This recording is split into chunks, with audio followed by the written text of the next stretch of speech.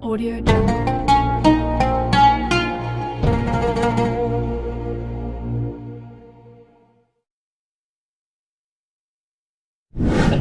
Hijrah ini bermula daripada hari Khamis.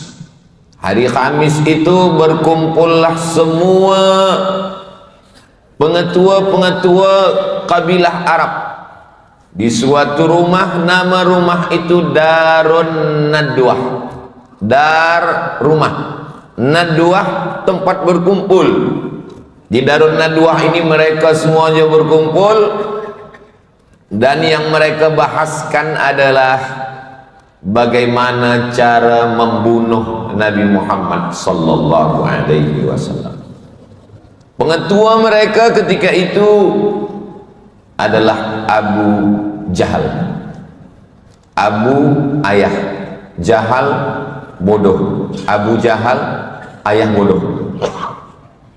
Kenapa dia ayah bodoh boleh mengumpulkan orang ramai?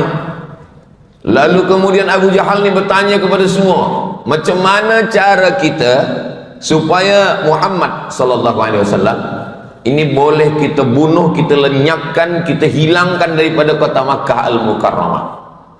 Maka ketika itu Abu Jahal bertanya, siapa yang nak bagi pendapat?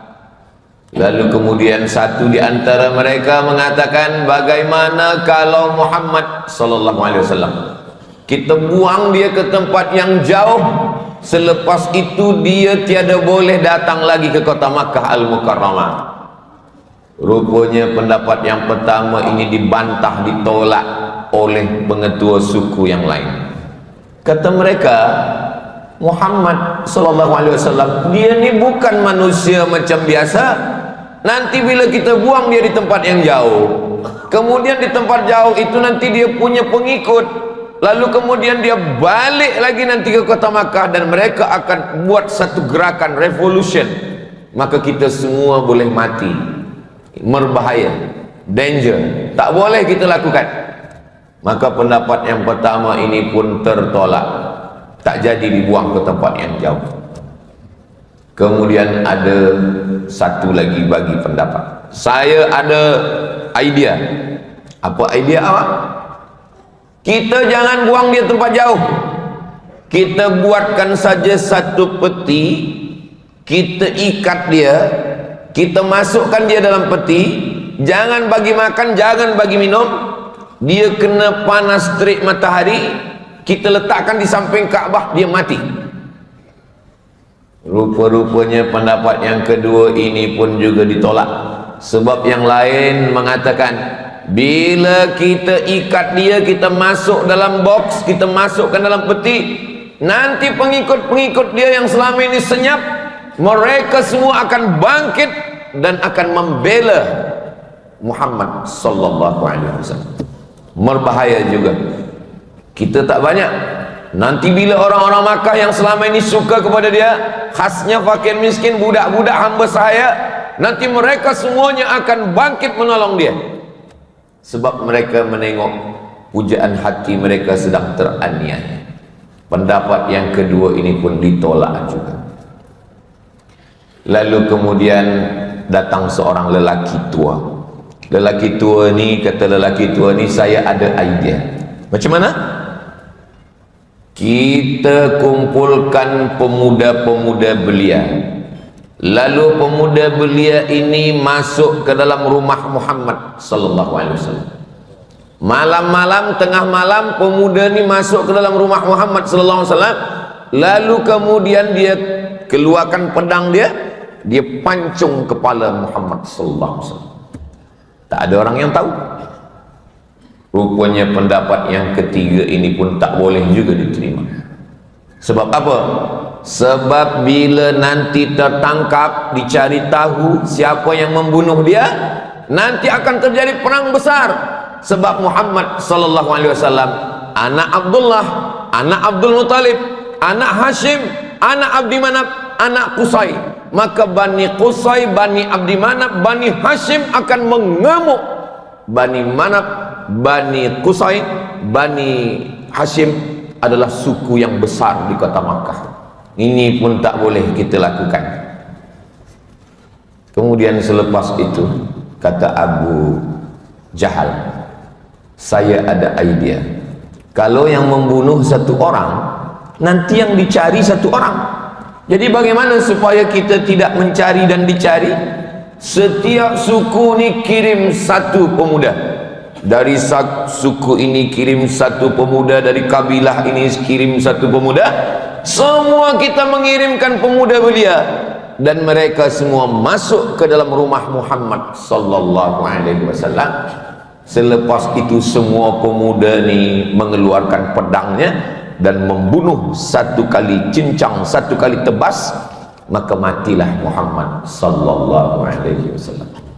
Peristiwa itu terjadi pada hari Khamis pagi di Darun Nadwah. Kemudian siang ba'da zuhur, Nabi Muhammad sallallahu alaihi wasallam datang kepada rumah Sayyidina Abu Bakar Siddiq. Assalamu alayka ya Abu Bakrin. Assalamu alayka ya Abdullah bin Abi Quhafah. Nama dia Abdul Ka'bah. Nama dia sebelum masuk Islam Abdul Ka'bah. Tak boleh menyandingkan nama Abdu kepada benda, tak boleh. Abdul Ka'bah tak boleh, syirik, hamba Ka'bah. Kita hanya boleh menghambakan diri pada Allah. Maka dirubah Nabi. Semua yang nama Abdu, Abdus Syams, hamba matahari, tak boleh. Abdus Syams dirubah jadi Abdul Rahman. Abdul Ka'bah dirubah menjadi Abdullah. Lalu kemudian Nabi datang ke rumah Abdullah bin Abi Quhafah. Dia adalah Abu Bakar Siddiq. Wahai Abu Bakar, ya, kita malam nanti hijrah. Abu Bakar memang dah lama menunggu nak hijrah, tapi dia tunggu Nabi sallallahu alaihi wasallam. Kenapa kita malam nanti pergi hijrah ya Rasulullah? Sebab pagi ini semua pemuda belia kafir Quraisy sudah berkumpul di Darun Nadwah dan mereka akan membunuh saya nanti malam. Maka nanti malam sebelum mereka membunuh saya, kita pergi ke Jabal Sur. Dari mana Nabi Muhammad SAW tahu? Rupa-rupanya pertemuan itu dihadiri oleh Jibril alaihissalam. Jibril membagi tahu kepada Nabi, wahai Muhammad SAW, hari Khamis malam Jumat tengah malam nanti mereka akan datang membunuh engkau, maka cepat engkau bersiap berhijrah. Maka malam itu sebagaimana biasa Nabi terjaga, dia bangun, dia sembahyang tahajud. Selepas Nabi tahajud, dia pun keluar dari rumah menuju rumah Abu Bakar Siddiq.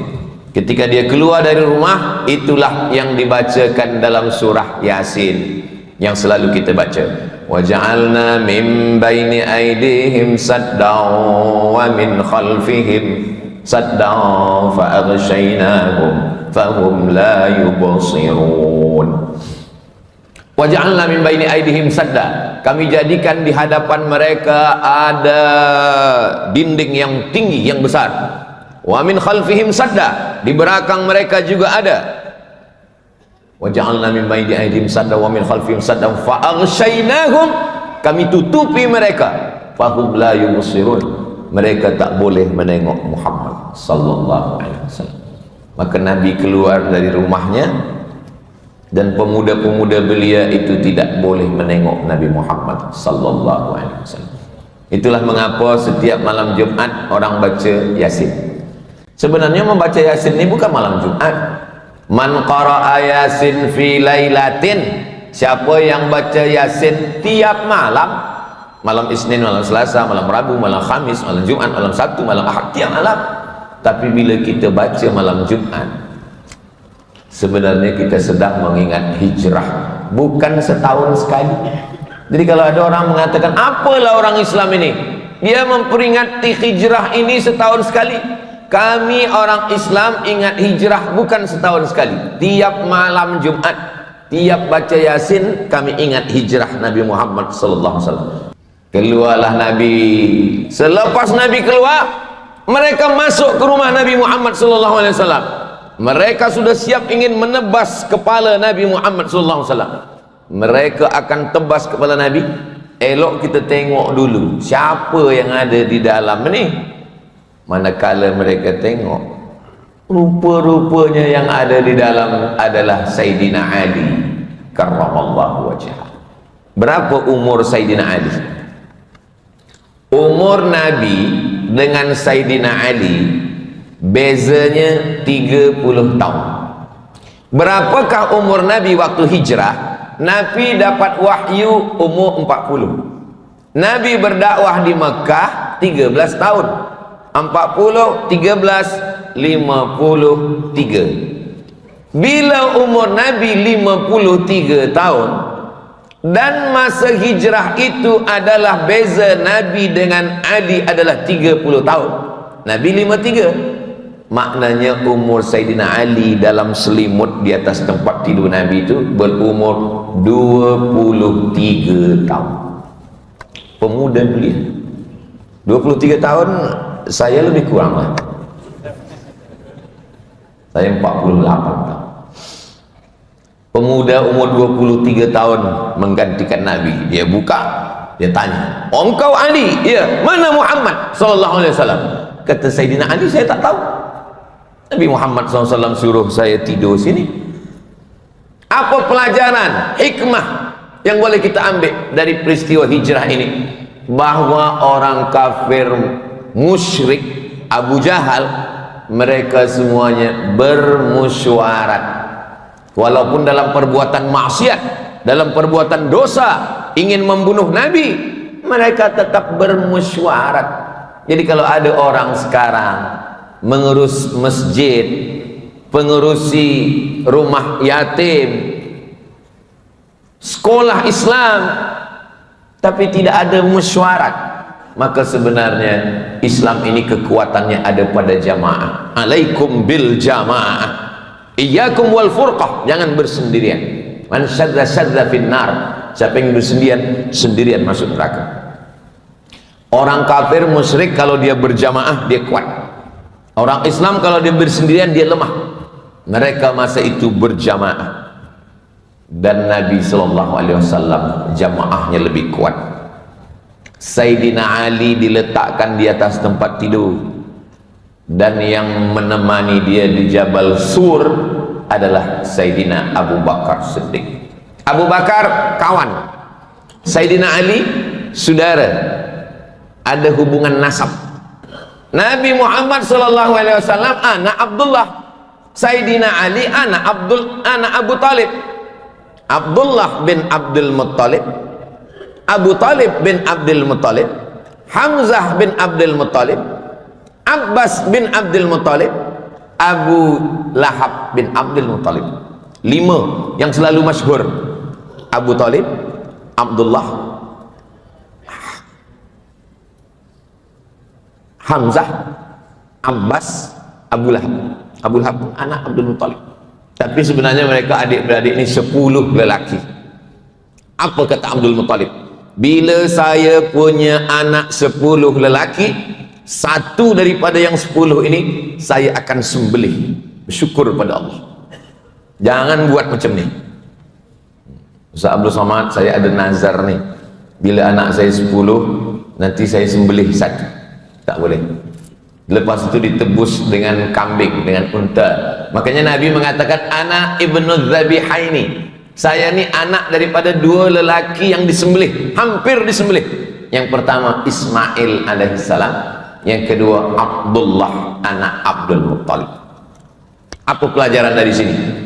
Antara kawan dengan saudara, kalau perkara itu berat, pilih saudara. Tapi kalau perkara itu agak ringan, pilih kawan. Sebenarnya mana yang lebih berat dan mana lebih ringan? Sebenarnya lebih ringan Sayyidina Ali. Sayyidina Ali kerja dia hanya tidur di tempat tidur Nabi. Sedangkan Abu Bakar Siddiq naik ke Jabal Sur, berat. Tapi kalau kita pikir sekali lagi, berat Sayyidina Ali. Iya kalau mereka buka selimut, kalau tak buka, iya juga. Kalau taruhannya nyawa, pilih saudara. Tapi kalau belum sampai kepada nyawa, pilih kawan. Orang sekarang mengaku umat Nabi Muhammad SAW, tapi yang berat-berat kasih pada kawan. Yang ringan-ringan kasih pada saudara. Ini bukan Nabi Muhammad sallallahu alaihi wasallam. Kita nak cerita hijrah dan apa hikmah yang boleh kita ambil daripada hijrah Nabi Muhammad sallallahu alaihi wasallam. Selepas itu mereka pun mengamuk. Kata Sayyidina Ali, saya tak tahu. Maka mereka mencari kepada semua tempat. Nabi sallallahu alaihi wasallam sudah naik ke atas Jabal Thur. Tempat Nabi menerima wahyu Jabal Nur. Tempat Nabi bersembunyi masa hijrah Jabal Sur. Ini banyak orang yang bercerita balik umrah. Balik daripada umrah, dia pun bercerita kepada tetamu, saya naik ke Jabal Sur. Padahal sebenarnya dia naik ke Jabal Nur. Dia lupa, yang mendengar tak tahu. Dua-duanya sama-sama mengangguk. Nabi naik ke atas Jabal Nur, turunlah Iqra bismi rabbikal ladzi khalaq, khalaqal insana min 'alaqin, Iqra wa rabbukal akramul ladzi 'allama bil qalam, 'allamal insana ma lam ya'lam. Nabi naik ke atas Jabal Thur, itulah bersama Sayyidina Abu Bakar Siddiq. Banyak jamaah kita naik ke Jabal Nur sebab Jabal Thur lebih tinggi dan lebih tajam, sehingga jarang orang naik, walaupun beberapa ada naik ke atas.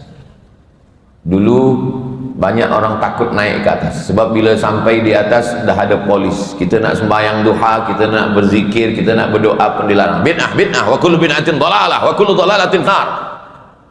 Kita bukan nak buat bid'ah di atas, kita hanya setakat nak merasakan bagaimana agaknya rasa Nabi Muhammad sallallahu alaihi wasallam berdua bersama Abu Bakar Siddiq naik di atas. Berapa lama mereka di atas Jabal Thur? Malam Jumat, malam Sabtu, malam Ahad. 3 malam, 3 hari. Hari Jumat, hari Sabtu, hari Ahad. Lalu kemudian ketika Abu Bakar Siddiq hendak masuk ke dalam lubang batu, Nabi Muhammad SAW akan masuk. Lalu kemudian Abu Bakar mengatakan, jangan masuk ya Rasulullah, izinkan saya dulu masuk. Kata Nabi, kenapa begitu Abu Bakar?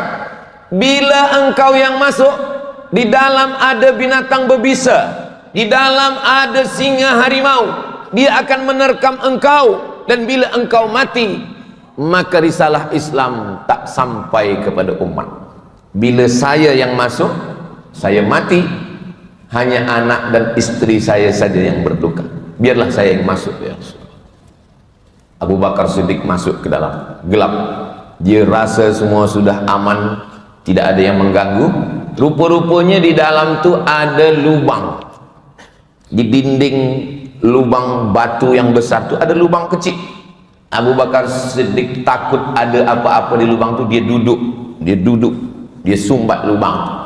Lalu kemudian dia julurkan kakinya, maka Sayyidina Abu Bakar duduk. Datanglah Sayyidina wa Maulana wa Syafi'ina Muhammad sallallahu alaihi wasallam.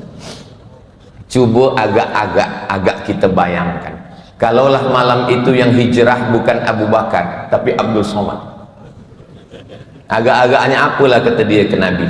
Kata dia, ya Rasulullah, masuklah dulu. Sebab bila engkau masuk, ada Jibril, ada Mikail, ada Israfil, ada Israel, ada malaikat-malaikat menjaga, ada kiraman katibin, ada malaikat hafiz, muhafazah, ada malaikat hafazah. Abu Bakar Siddiq nyawa dia bagi untuk Nabi Muhammad sallallahu alaihi wasallam. Masuk ya Rasulullah. Nabi sallallahu alaihi wasallam pun masuk. Nabi letih sebab naik ke atas. Nabi tertidur di atas pangkuan, kepala Nabi di atas pangkuan Abu Bakar Siddiq. Apa nama? Apa makna ni? Bahawa mereka memang betul-betul bersahabat dekat. Kita biasanya kalau dah berkawan lama, kita dah tak ada penghalang lagi, tak ada segan lagi. Kalau kita nampak ada kawan-kawan yang bergambar biasa, berarti kalau gambar biasa mungkin setahun 2 tahun. Kalau dia dah pegang bahu mungkin dah 5 tahun 10 tahun. Tapi kalau tidur di pangkuan, saya alhamdulillah sampai sekarang belum ada kawan saya tidur di pangkuan saya. Menunjukkan kita belum dekat betul. Tapi Nabi tidur di atas pangkuan Sayyidina Abu Bakar. Tak lama Nabi tertidur, Nabi terjaga. Nabi terjaga masih gelap. Nabi bertanya, apa ni Abu Bakar? Kenapa ya Rasulullah? Ada air jatuh dari atas. Tak mungkin embun, sebab ini panas dalam gunung bukit batu. Apa yang jatuh dari atas? Kata Abu Bakar Siddiq, air mata saya ya Rasulullah. Air mata Abu Bakar Siddiq jatuh, tepat jatuh di pipi Nabi yang sedang tertidur. Kenapa engkau menangis Abu Bakar? Kata Abu Bakar Siddiq, rupanya dari lubang batu tadi ada binatang berbisa yang menggigit dia. Kaki dia pun tak dia gerakkan. Dia boleh menahan kakinya, dia boleh menahan duduknya, dia boleh menahan tulang belakangnya. Hanya satu yang tak boleh dia tahan, air mata. Air mata tak boleh ditahan. Menangis Sayyidina Abu Bakar Siddiq menahankan sakit. Biasanya kita semua boleh kita tahan. Saya pun kalau mengaji macam tu juga Ustaz. Saya kaki boleh saya tahan, tapi mata ni memang tak tahan Ustaz. Bukan air mata, mata tak nak tidur. Menetes air mata Abu Bakar Siddiq. Itulah mengapa kita bila sembahyang tarawih, Al-Khalifatul Awwal Sayyiduna Abu Bakrin As-Siddiq radhiyallahu anhu. Radhiyallahu anhu. Profesor banyak, doktor PhD banyak, master banyak, register university setahun, 2 tahun, 3 tahun, doktor, PhD, master, BA. Tapi belum ada, saya tak tahu di Malaysia, di tempat saya belum ada lagi university. Bila awak keluar daripada sini, semua alumni akan mendapat RA. Apa tu? Radhiyallahu anhu. Tak ada. Sebab radhiyallahu an ini datang daripada Allah Subhanahu wa taala. Lalu kemudian selama 3 malam, siapa pula yang membawakan makanan? Tak ada Nabi baca doa, Allahumma anzil alaina ma'idatan minas sama, ya Allah kirimkanlah makanan dari langit. Tak ada. Padahal kalau Nabi berdoa, sedangkan Nabi Isa berdoa, turun makanan. Anzil alaina ma'idatan minas sama'i takuluna na'idan li awwalina wa akhirina wa ayatan minka warzuqna anta khairur raziqin. Turun makanan. Manakala Maryam mengandung, idh qalat imra'atu Imran rabbi inni nadartu laka ma fi batni muharraran fataqabbal minni. Ibu Maryam namanya Hannah. Hannah mengandung anak, lalu anaknya bernama Maryam. Maryam tinggal di mihrab. Kullama dakhala 'alaiha Zakaria al-mihrab wajada 'indaha rizqa. Setiap kali Zakaria masuk ke mihrab, dia tengok banyak makanan, banyak buah-buahan. Ya Maryamu anna laki hadza. Maryam, dari mana makanan ini? Maryam menjawab, hadza min indillah, innallaha yarzuqu man yasha'u bighairi hisab. Maryam dapat makanan, Isa dapat makanan, Nabi Muhammad sallallahu alaihi wasallam Sayyidul Awwalin wal Akhirin, Sayyidul Awwalaini Wastaqalain. Nabi Muhammad sebelum dia minta Allah dah bagi. Tapi Allah ingin menunjukkan bahwa hijrah ini adalah perjalanan manusia. Beza dengan Isra Mi'raj. Isra Mi'raj rihlah ilahiyah. Tak ada dia berhenti di Jabal Sur, tak ada. Dia terus saja. Subhanalladzi asra bi'abdihi laila minal masjidil haram ilal masjidil aqsa. Dari Masjidil Haram, Masjidil Aqsa, naik Sidratul Muntaha, balik lagi ke Makkah. Tapi hijrah tidak begitu. Siapa yang membawa makanan? Yang membawa makanan seorang perempuan namanya Asma binti Abi Bakar. Apa pelajaran dari hijrah ini? Kalau kita boleh bagi nyawa, kasih nyawa. Kalau kita boleh bagi harta, kasih harta. Kalau kita boleh bagi makanan, bawakan makanan. Nabi SAW 3 malam. Malam yang keempat, malam Jumat, malam Sabtu, malam Ahad, malam Isnin bertolak. Bismillahi tawakkaltu ala Allah, la haula wala quwata illa billah. Naik unta. Subhanalladzi sakhkhara lana hadza Maha suci Allah yang sudah menundukkan unta ini. Subhanalladzi sakhkhara hadza wa kunna lahu muqrinin wa inna ila rabbina lamunqalibun. Bismillahi majriha wa mursaha inna rabbi laghafurur rahim. Nabi Muhammad SAW, Abu Bakar Siddiq, dan yang menunjukkan jalan adalah Abdullah ibnu Uraiqid menunjukkan jalan. Berapa lama mereka berjalan? Bertolak hari Ahad malam Isnin, sudah terkira hari Isnin itu, sebab selepas tenggelam matahari dia dah masuk Isnin itu bila maghrib. Hari ini hari Jumat, nanti bila masuk azan maghrib itu dalam hitungan Hijriah dah masuk Sabtu. Jadi Nabi bertolak hari Isnin, malam Selasa, malam Rabu, malam Khamis, malam Jumat. Hari Jumat Nabi pun bertolak daripada Quba menuju Yathrib. Hari Jumat dia sampai di satu negeri, satu kampung, dia pun sembahyang Jumat di situ bersama sahabat. Tempat sujud Nabi sembahyang Jumat itu, itulah masjid pertama dibina di luar daripada Masjidil Haram selepas Masjid Quba. Masjid solat sembahyang pertama solat Jumat di luar Masjidil Haram. Itulah dia datang khalifah bernama Umar bin Abdul Aziz.